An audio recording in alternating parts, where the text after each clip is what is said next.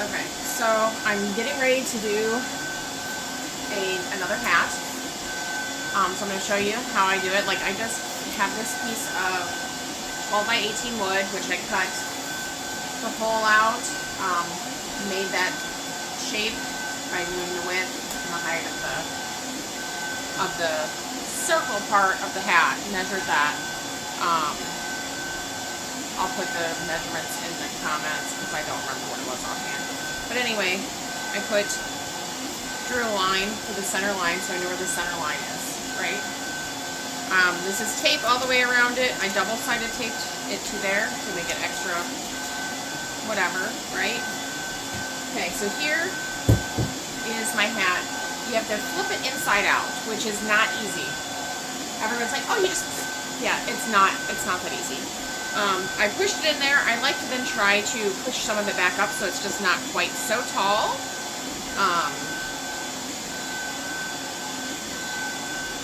So it doesn't,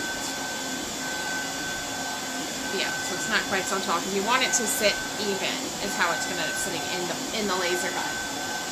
Let me zoom it out more. It's not easy. They make it look simple. I tape the whole dang side because I don't want any, like, soot or anything. So, tape the whole thing to protect it, right? Then I go along these edges here because this is where you can have mess up is right around the edge. Here. So I go around and I kind of pinch all the edges. Hopefully you can see what I'm doing here. To get it flatter. You want it as flat as humanly possible, basically. Because if it's not flat, the laser's not going to engrave properly. So after I've gotten that as good as I'm getting it, right, I'm going to take this and it just goes in here. Now, you try and get it as even as possible at this point in time. And I have the double-sided tape and the tape on there to help it just kind of stick. So I flip it over and I'm pressing. Because again, you want it as flat as possible. I'm pressing. I'm going to tape all of this as well.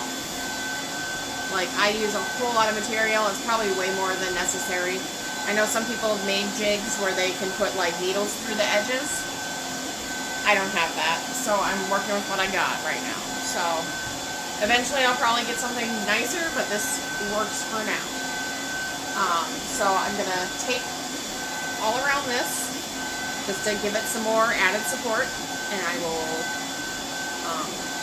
it'll be cut. So.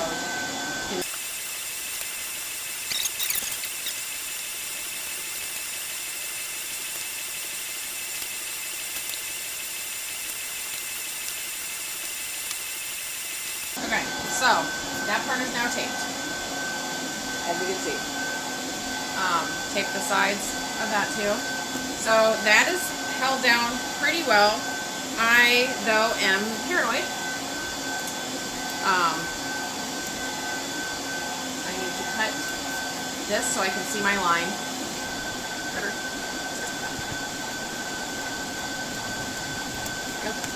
I can see my line. Now I want it held down even more.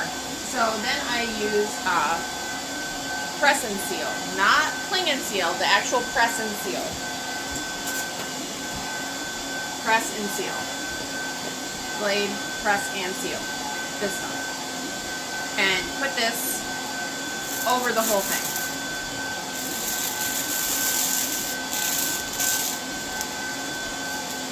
I like to put it about halfway. A little over halfway. I guess it doesn't matter, does it? Yep, I'm going to keep doing it the way I always do it. I'm not going to change it. So, I bite the press and seal. The press and seal never cuts how it's supposed to. But, so I take it,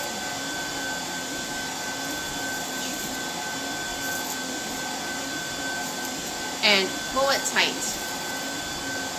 Pull it tight. You want it holding it down. Holding it down, I fold it over. Holding it down, I fold it over. I hold this side nice and tight, fold it over. This side nice and tight, fold it over. So it's got the whole thing held down even flatter, right? We're just going for making it as flat as possible so you have a nice even surface. So it lasers evenly. Here's that. Me and this plastic wrap are not friends. Okay.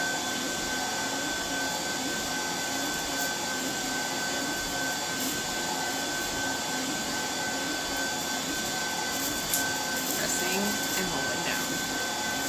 Pressing and holding down. Okay. So now it's as flat as I'm going to get it. I am ready to engrave. Now I have little risers that I set this on, and by risers they are little metal cups that I use that are the same height that I put in the four corners and set it on.